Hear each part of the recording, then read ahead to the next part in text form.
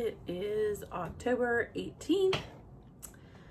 It's a little late, but hey, change it up a little bit. It were far better never to think of investigating truth at all than to do so without a method. Rene Descartes, 1596 to 1650. Descartes balked at authority, conventional wisdom, and groupthink. He believed we should all think for ourselves. This philosopher advocated that we all scrutinize our own thought processes. Addicts, like everyone else, have to examine their reasoning. Stinking thinking, or my best thinking got me here, are amusing phrases that shine a light on the folly of denial and delusion. Early in recovery, we favor guidance and experience over our intuition or bright ideas. What's wrong with an addict's gray matter? Is vilifying our thinking going too far? MRI brain scans reveal that addicts' brains look different than normal noggins. Brains have a go and a stop system. The brain's reward go function is basic to human evolution. It helped us pursue the necessities of survival. All human advancement has come from this system. The caution, stop system evaluates risk and weighs the pros and cons of every situation. Thinking twice about going inside a cave with a growling animal ensured the survival of our ancestors. Consequences from something like excessive drug use would deter a recreational user. But how about addicts? Intoxicants, and maybe compulsive escapist behavior dull the stop system, so it no longer works symbiotically with go. Relapse can happen because go is triggered well before a conscious defense can be mounted. Addicts feel they have failed when they fall off the wagon, but our wiring is fried, and reprogramming takes longer than 28-day programs last. For more on National Institute on Alcohol Abuse and Alcoholism study of go, reward, and stop risk system, see EndNote 31. As addicts, we have to use whatever added defenses we can muster. Fellowship, a sponsor, education, or therapy.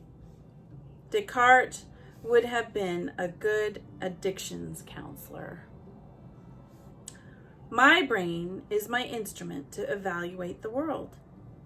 Is it in tune? Do I maintain it and treat it right? Oh, I like this. This is really good. Stinking thinking. And I have heard that. I've heard that before, stinking thinking. And that phrase. And I had to look up Rene Descartes. I forget how to say French names. And I thought Rene Descartes. Yeah, I'm so glad I looked it up. MRI, right? The brain scans reveal that addicts' brains look different than the normal brain. I think learning about a brain and how it works is so important to our survival as individuals, and then when we come out of something like a cult, because we've had stinking thinking from the time that if I was born in, so I didn't know any other way to think. I was afraid. So fear is like the worst thing that can happen to a brain, especially a young brain. I think it's important that we recognize that as people who have left cults, we've got to be really gentle with ourselves because we're learning a lot. And in that process, being able to scrutinize our thought processes, right? How we think even after we leave, because it's so easy to have, I think, well, I had said this in the video, I think religion is an addiction. And then, what is it? Marx said religion is the opiate of the people. Duh, right? And so, whoa, somebody said that way ahead of time other than me. And yes, it's true. And I thought about that afterwards. I'm like, there is someone that sees religion as an addiction. So reprogramming, right? We have to reprogram ourselves or deprogram ourselves to think differently and to not be afraid, not to be afraid of thinking about how we're thinking, to get outside of ourselves and look at ourselves in a different way. So I really like that. There was something I wanted to share with you. I'll get it really quick and then I'll let you go. We made dinner, we got a lot of stuff done. And oh, it's been crazy all day long. It's been fun. Let's see, here we go.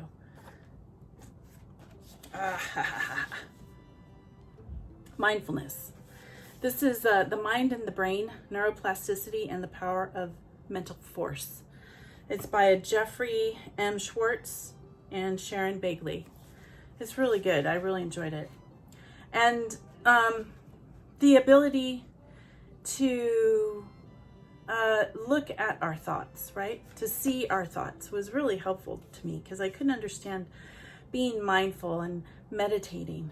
And one of it is through mindful awareness, you can stand outside your mind as if you are watching what is happening to another rather than experiencing it yourself.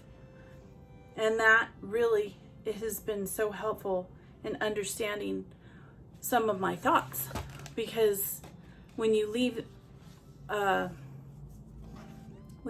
totalitarian organization with a theocratic backing, and how they think that, you know, God is the one that's making all the choices.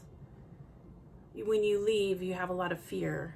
And looking into my brain and looking at my thoughts from the outside has really helped me understand what I need to work on, or the progress that I've made, because I came from such a fearful background from the very beginning. And a sister had sat down next to me at a district convention. A district convention is where there's thousands of Jehovah's Witnesses around us. And this beautiful sister sat next to me once, and she told me that my first anxiety attack was at 5 years old. My dad and I were at a party, and she said that my father was so kind because I was trying to decorate my ice cream, and we had to wait in a little line, all the little kids. And she said that my dad, when he saw me crying and shaking to put my little whatever I was putting on my sundae, I was having a little anxiety attack, and he just scooped me up and he said, okay, calm down, it's okay, we're gonna do this together. And so, you know, I have always had anxiety attacks. I just didn't realize that it started at such a young age.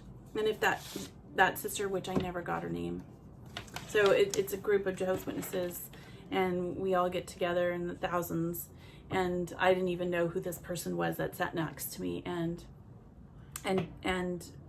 explained to me that story. And that was over probably 5 years ago. I never would have known. There's a lot of big portions of my past that I just they don't even register.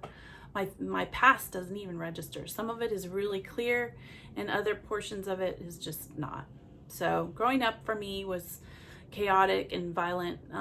There was a lot of emotional distress in my home. So, and we were in a cult that was called Jehovah's Witnesses.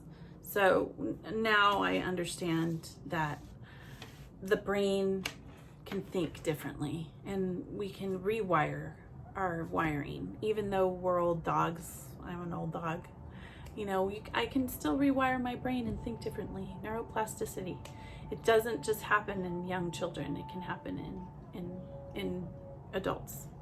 I hope this helps you on your healing journey. Thank you for spending time with me, and I'm sorry it's late, but you know, things work out, and hello, it all gets done. Thank you very much for your time. Follow your bliss and be good humans.